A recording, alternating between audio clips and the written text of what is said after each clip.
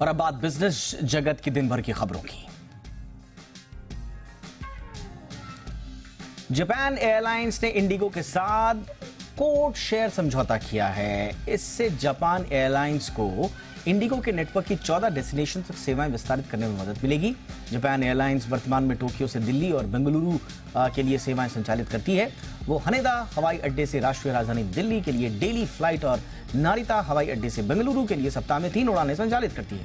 बयान में कहा गया है कि इससे जापान और भारत के बीच ज्यादा यात्रा विकल्प मौजूद रहेंगे। एनसीएलटी ने जयप्रकाश एसोसिएट्स के खिलाफ बैंकों की ओर से दायर की गई दिवालिया याचिका को स्वीकार कर लिया है। यह याचिका आईसीआईसीआई बैंक और एसबीआई ने दायर की थी। आईसीआईसीआई बैंक ने साल 2018 में इंसॉल्वेंसी प्रोसेस को शुरू किया था। एसबीआई साल 2022 में रेजोल्यूशन को रफ्तार देने के लिए इसमें जुड़ा था।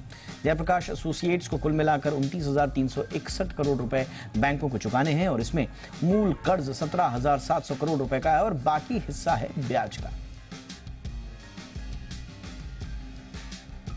भारत में मैन्युफैक्चरिंग क्षेत्र में मई में लगातार दूसरे महीने ग्रोथ धीमी रही। एचएसबीसी पीएमआई डेटा के मुताबिक मई में भारत की फैक्ट्री ग्रोथ रेट अप्रैल के 58.8 के मुकाबले घटकर 57.5 पर आ गई। सर्वे के मुताबिक भीषण गर्मी के कारण कुछ कंपनियों ने काम के घंटे कम कर दिए। सर्वे से पता चला कि मजबूत अंतर्राष्ट्रीय बिक्री के कारण देश की मैन्युफैक्चरिंग गतिविधियां कुल मिलाकर मजबूत रही। नरमी के बावजूद इंडेक्स अपने लॉन्ग टर्म एवरेज से ऊपर बना रहा। मई में मैन्युफैक्चरिंग पीएमआई लगातार 35 पे, महीने 50 से ऊपर रहा है। इन्फोसिस के सीईओ सलिल पारेख भारत की आईटी इंडस्ट्री के दूसरे सबसे महंगे सीईओ हैं। वित्त वर्ष 2024 में उनकी सैलरी 66 करोड़ 25 लाख करोड़ रुपए रही। आईटी इंडस्ट्री में उनसे ज्यादा सैलरी सिर्फ विप्रो के पूर्व सीईओ थियरी डेलापोर्ट की थी। उनका वेतन $2 करोड़ यानी कि 166 करोड़ रुपए था। हालांकि वित्त वर्ष 2023 में पारेख का पैकेज घटकर 56 करोड़ रुपए हो गया था, जबकि वित्त वर्ष 2022 में ये 71 करोड़ रुपए था। इस बीच इन्फोसिस के कर्मचारियों का औसत वेतन वित्त वर्ष 2024 में 9,78,000 रुपए रहा। क्रोनॉक्स लैब साइंसेस का आईपीओ सब्सक्रिप्शन के लिए आज ओपन हो गया है। पहले दिन ये 11 गुना भर गया है।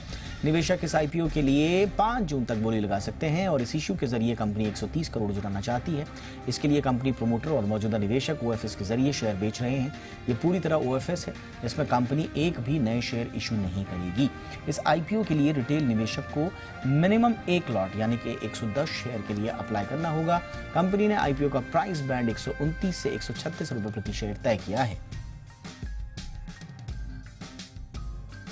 NHAI यानी national highway authority of India ने आज से टोल टैक्स में बढ़ोतरी का ऐलान किया है। देश भर के सभी टोल टैक्स की दरों में औसतन 5% की बढ़ोतरी हो गई है। NHAI के एक अधिकारी के अनुसार टोल टैक्स में यह बदलाव सालाना होलसेल प्राइस इंडेक्स पर बेस्ड है, जो टोल हाईवे यूजर फीस को प्रभावित करता है। पहले 1 अप्रैल से टोल टैक्स बढ़ाने का ऐलान किया गया था, लेकिन भारत के चुनाव आयोग ने NHAI से कहा था कि वो राजमार्गों पर नई टोल दरों का लोकसभा चुनाव के बाद उन्हें लागू करें।